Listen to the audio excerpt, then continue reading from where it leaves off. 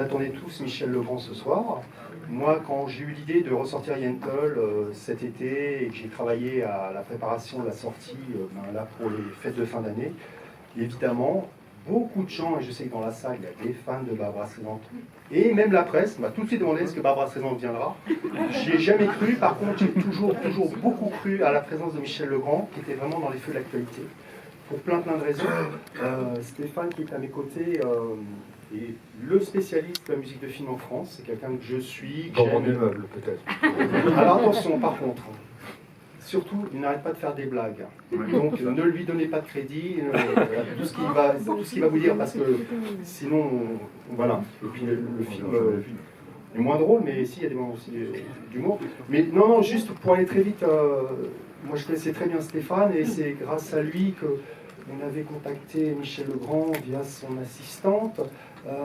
Ensemble, c'est vrai que depuis la rentrée, ils avaient plein de très beaux projets. C'est vraiment un hasard. Moi, Yentl, c'est un film que j'ai découvert en DVD il y a une dizaine d'années, que j'avais raté à sa sortie en salle et qui était resté dans un coin de ma tête, que j'avais vraiment beaucoup aimé. Je ne sais pas combien de gens l'ont déjà vu ici dans la salle. Ça m'intéresserait de savoir. Et merci. Et en fait, pour plein de raisons, je l'aimais.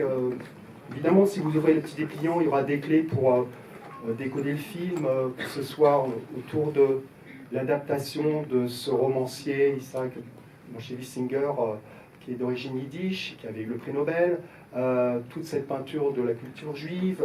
C'est un film aussi qui restait important parce que dans sa mise en scène de ce personnage qui se bat dans une société typiquement masculine, de ce personnage qui va être obligé de se travestir, donc c'était un personnage qui résonnait aussi beaucoup dans la communauté LGBT.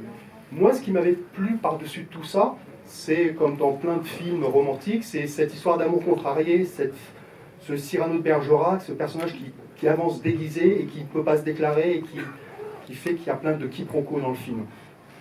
Et par-dessus tout ça, évidemment, il y a deux personnages importants dans la genèse et dans ce qu'est le film, c'est Barbara Streisand et Michel Legrand. C'est vrai que moi, Michel Legrand, j'étais persuadé qu'il allait pouvoir être là. Je remercie Catherine, son assistante, qui m'a mis en relation avec lui, qui est ici. Il y a aussi un des très proches de Michel Legrand, qui est son assistant musical, qui est un complice de longue date et musicien. Et donc Stéphane, lui, avec Michel, ils ont écrit ensemble un livre de mémoire. Ils en avaient fait un premier il y a quelques années, mais la somme, si vous vraiment voulez en savoir beaucoup sur Michel Legrand et toutes ses collaborations, parce qu'il le dira aussi beaucoup mieux que moi, c'est pas que le cinéma, Michel Legrand, même si pour beaucoup de gens, c'est un musicien qui a gagné 3 Oscars Hollywood.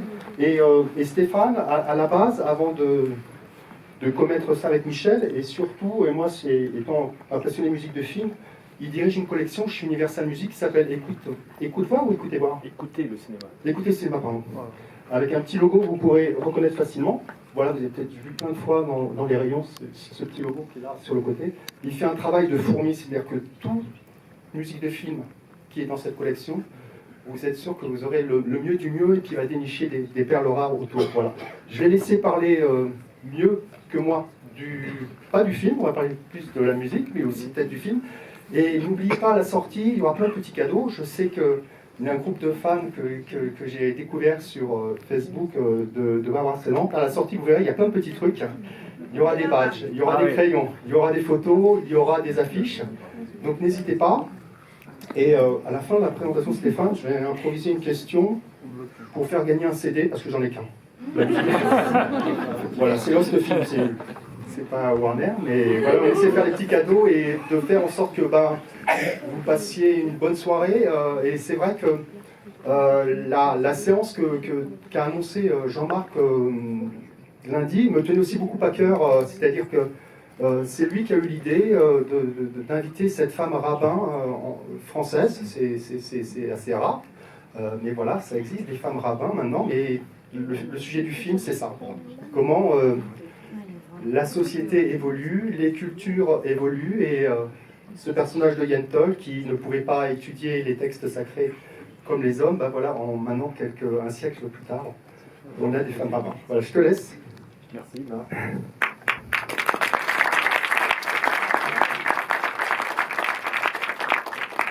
J'ai eu un peu peur parce que je me suis dit, mais Marc va faire une introduction, une présentation qui va être plus longue que le film lui-même. 2h13. Donc voilà, donc effectivement, donc je m'occupe de cette collection, donc dans cette petite maison de disques indépendante, Universal Music. Donc écoutez le cinéma, et c'est vrai que, bon voilà, j'aurais été ravi, comme vous tous, que Michel soit avec nous, mais il est souffrant ce soir. Et effectivement, il y a une actualité pour lui, une sorte de tourbillon, comme on dit sur cet automne, qui était absolument diabolique, avec la sortie du bouquin que Marc vous a montré, Peau d'âne au Théâtre Marigny, la Philharmonie il y a exactement 10 jours, un week-end complet qui lui était consacré. Et en plus de tout ça, un documentaire qui va être diffusé sur Arte le 25 décembre, le soir, enfin le jour même de Noël, suite à la projection des Demoiselles de Rochefort. C'est un très beau documentaire qui s'appelle Sans demi-mesure. Et puis ce coffret, que je vous montre, voilà, qui fait 20 CD. Si vous frappez très fort avec, vous pouvez tuer quelqu'un.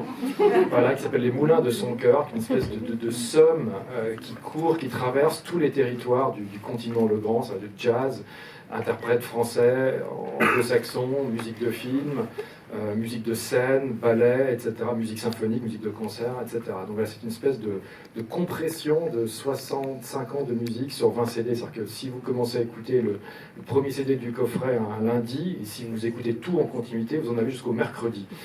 Une sorte de marathon Le Grand. Donc voilà, donc dire 2 mots sur Yentl, c'est en si peu de temps, c'est facile et c'est compliqué. Donc vous savez que Legrand et Streisand, je parle sous contrôle du noyau dur du fan club Streisand, on vraiment partage 2 Everest. Le premier qui est un album de 66 qui s'appelle Je m'appelle Barbara, et Yentl.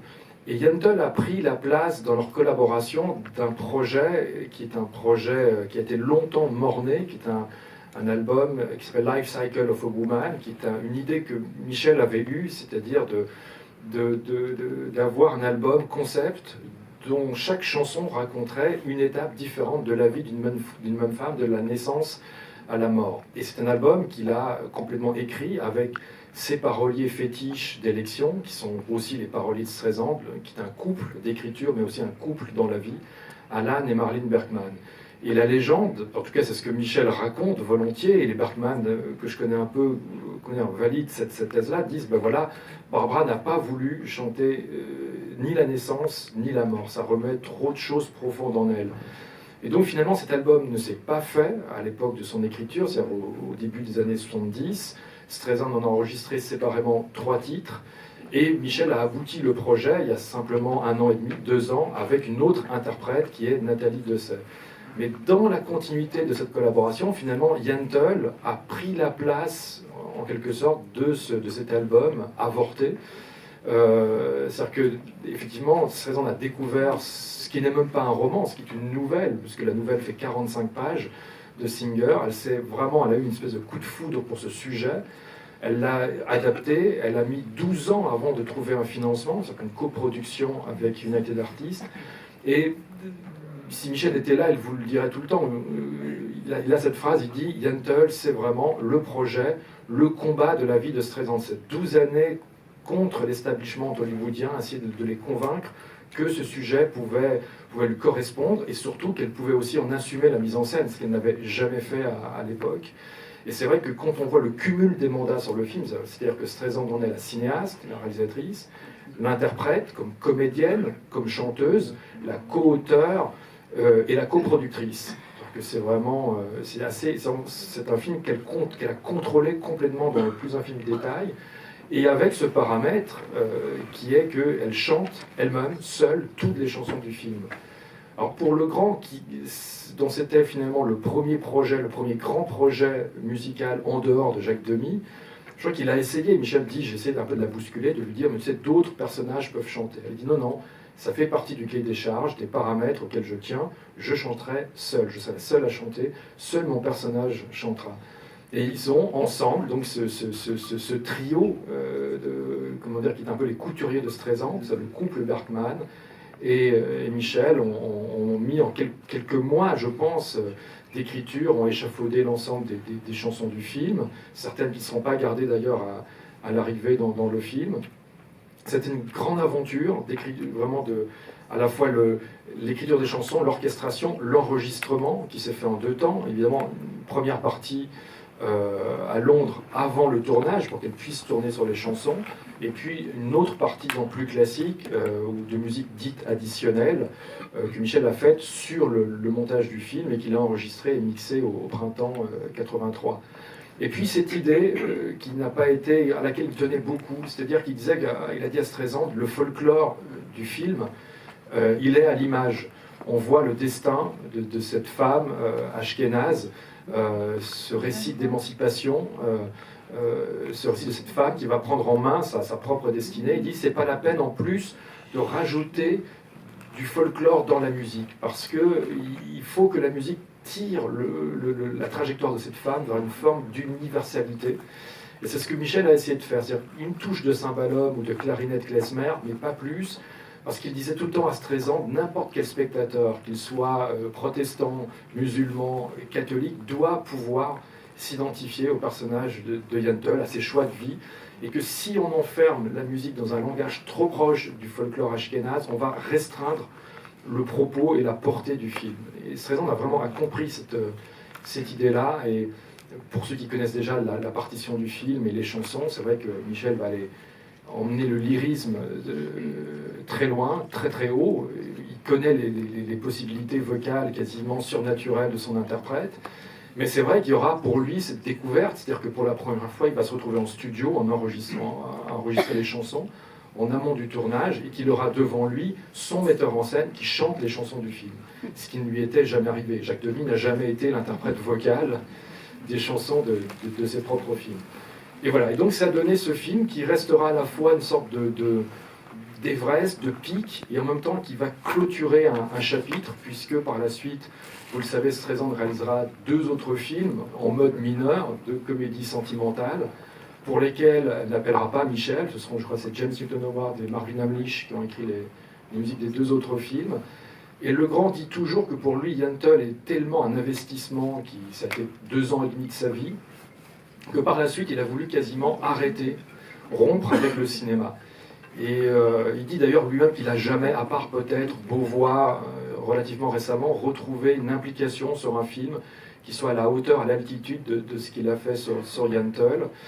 Et si vous lisez le bouquin, d'ailleurs, il raconte ce moment qui est assez étonnant où il se retrouve à Londres, ils finissent le mixage de la partition symphonique, de tout ce qui va venir après les chansons, dans un deuxième temps. Et là, il a le coup de fil de Sean Connery qui l'appelle pour mettre en musique son retour et son adieu à la fois dans le personnage qu'il a rendu célèbre, James Bond, pour ce film qui s'appelle Never Say Never Again. Et Michel dit toujours, il dit, voilà, je ne pouvais pas refuser la proposition de Sean Connery, mais Yentl avait été un tel travail que je n'avais qu'une seule envie, c'est de partir en vacances. Et j'aurais dû être enthousiaste à l'idée de faire un James Bond, et puis finalement j'ai dit oui, mais sans avoir au fond de moi-même les ressources qu'aurait nécessité le film. Et donc il a fait presque son James Bond en pilotage automatique. Il disait, mais quand je voyais le film, dit-il, je me disais, mais finalement, c'est un film qu'au niveau de la profondeur, de chant, des thèmes, finalement c'est un film vraiment mineur par rapport à ce que je viens de faire avec Streisand. Il me dit, Connery m'aurait appelé 6 mois plus tard, je me serais vraiment défoncé sur son film. Et là, je l'ai fait un peu rapidement, je l'ai un peu bâclé parce que je me disais, mais j'aurais jamais dû accepter ça, c'est tellement moins bien que le film de Barbara. Et puis il y aura... est-ce qu'il y a des gens qui n'ont pas lu le livre dans la salle? Non. C'est pas possible. C'est pas possible. Il va falloir que tu reviennes pour faire une séance de vente dédicace. Alors la prochaine fois, on va demander à Michel de revenir, de faire une lecture en temps réel des 300 pages. Ça, on fait 3 ou 4 jours. Et voilà, le film sortira. Alors lisez le livre. Pour ceux qui l'ont lu, est-ce que vous vous souvenez du passage avec le passage Streisand et Legrand chez Michel Drucker? Ah bah c'est celui-là dont je voulais te parler. Ah bon. En fait, les gens doivent acheter le livre uniquement pour cette anecdote. Michel Drucker traverse tous les personnages et tous les événements. Et donc, voilà, donc, il y a un moment très très étrange et un peu stratosphérique, un moment défenestrant qui va marquer qui va hélas amener, qui va un peu ternir la sortie de Yentl, en tout cas en France.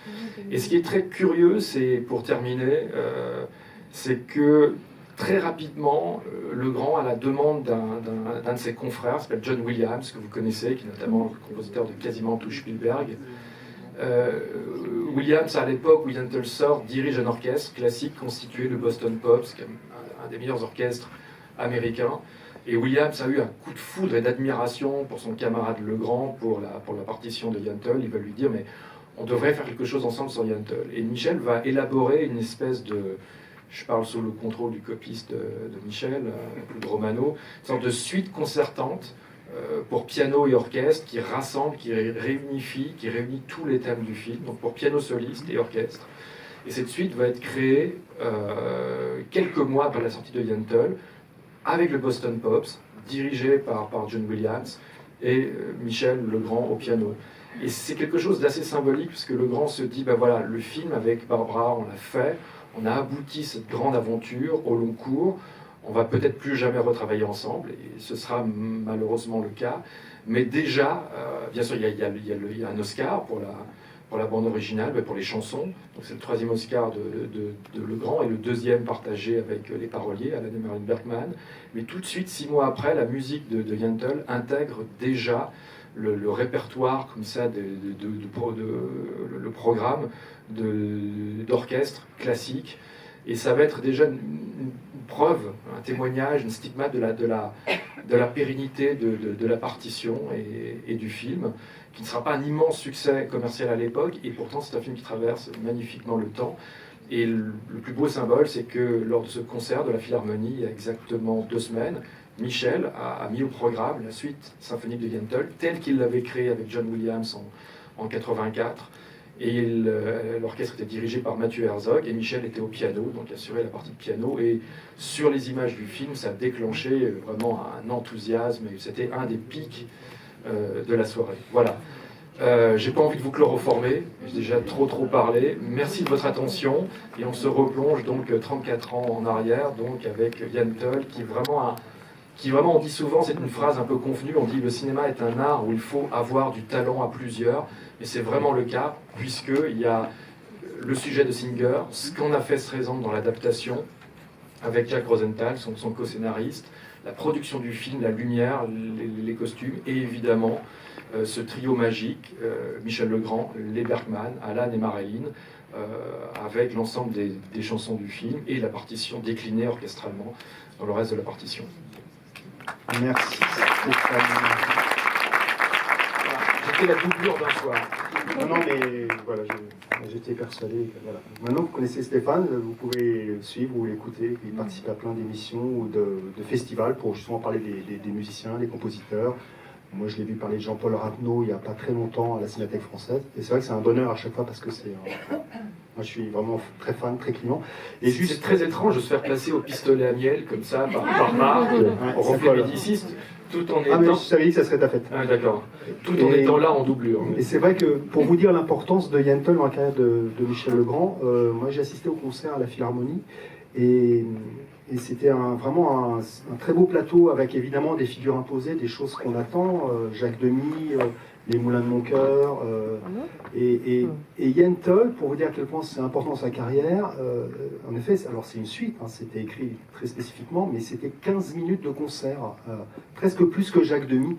Et c'est vrai que dans l'esprit collectif de la critique ou du grand public, on associe très souvent Michel Legrand à Jacques Demy, mais c'est vrai que l'autre, je pense, collaborateur dont il parle régulièrement, c'est Barbara Streisand.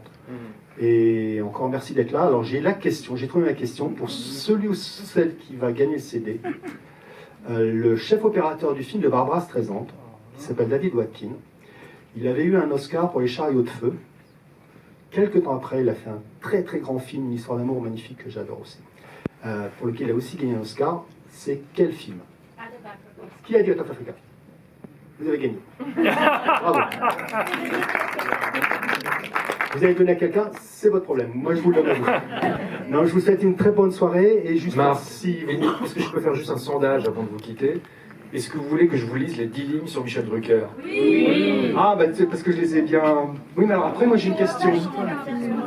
Vous l'achèterez néanmoins? Oui. En plus, alors, je vous lis les 10 lignes parce que ce sont 10 lignes avec Michel, vraiment, parce qu'on a écrit ce bouquin à 4 mains, on les a vraiment soignées parce que Michel ne voulait pas casser des vitrines, mais il ne voulait pas non plus masquer ce qu'il pensait réellement. Alors je vous les lis très rapidement. Un incident plus embarrassant va entacher la promotion française. Barbara accepte l'invitation de Michel Drucker dans son émission Champs-Élysées, en direct du pavillon Gabriel. Elle me propose de l'accompagner, mais pose à Drucker une condition non négociable. Il est hors de question qu'elle interprète la moindre chanson, elle est invitée comme réalisatrice. La reconnaissance de son jeune statut de cinéaste lui importe plus que tout. Drucker ne peut qu'accepter. Mais une fois à l'antenne, soudainement alzheimerisé, il encourage la salle à applaudir Streisand pour l'inciter à pousser la voix. Un piano est installé dans un coin du décor, il nous y entraîne. Le piège se referme. Drucker insiste, le public avec lui, Barbara résiste, son visage peine à camoufler sa contrariété. Si vous voyez les images sur YouTube, c'est absolument frappant. Je m'assois au clavier et très crispé, nous fredonnons à blanc les premières mesures de What are you doing the rest of your life? L'ovation des spectateurs n'éteint pas la furie qui monte en Barbara. À peine dans les coulisses, c'est le pugilat. Elle hurle au cou monté, s'évapore prudemment. À défaut, la foudre s'abat sur moi. Tu étais de mèche avec lui, tu as accepté de te mettre au piano. Tel Dreyfus à son procès, je proteste, je clame mon innocence, mais rien n'y fait. La tornade stressante dévaste tout sur son passage. Cet épisode pénible va distendre nos liens pendant plusieurs mois. De mon côté, j'en veux à Drucker de ne pas avoir respecté sa promesse et surtout de m'avoir transformé en victime collatérale. Du jour au lendemain, je déserte ces plateaux. Nous cessons de nous adresser la parole. C'est Macha Merrill qui nous réconcilie début 2014. J'y reviendrai. Avec Drucker, nous parvenons presque à plaisanter de l'affaire Streisand, désormais historique. Je le retrouve non sans émotion. Il n'a pas changé, son émission non plus. La fracture de notre relation n'aura pas été anodine, elle aura duré 30 ans. Est-ce que c'est vrai qu'ils sont restés fâchés, Streisand et Legrand, à cause de ça ou... Il y a eu, je ne sais pas, Michel dit souvent qu'il y a eu un petit froid, et c'est surtout ça qu'il en a voulu à Drucker, alors qu'il y avait une harmonie complète, humaine, professionnelle, artistique, une compréhension. Streisand dit toujours qu'avec Marvin Hamlisch, Legrand était l'un vraiment des compositeurs essentiels de sa vie, et que brusquement qu'un tiers vienne amener une sorte de dissonance dans leur rapport, ça a été pour lui quelque chose de difficile. Bon, après le temps est passé, il y a eu cet Oscar qui est arrivé, et puis Streisand a continué à enregistrer des chansons de Michel Legrand, non arrangées par lui, mais au gré d'albums suivants, même s'ils n'ont jamais refait ensemble un album complet comme Je m'appelle Barbara ou la BO de Young. Merci beaucoup. Et donc, si vous aimez le film, c'est vraiment au Reflet Médicis que ça se passe à Paris pour voir Yentl, j'espère pendant toutes les fêtes. C'est vous qui ferez le succès du film et les personnes qui suivront après vous. Sinon, le film se joue aussi en province, à Nantes, à Aix-en-Provence, à Quimper. Il m'en manque Lyon, le Comédien, merci. Et aussi au Select à Antony, au Méliès de Montreuil. Et plein d'autres salles à venir, j'espère, en 2019. Merci beaucoup. Et puis, on se voit en sortant pour échanger dans le hall et puis récupérer les petits cadeaux. Merci à tous. Merci à vous. Merci.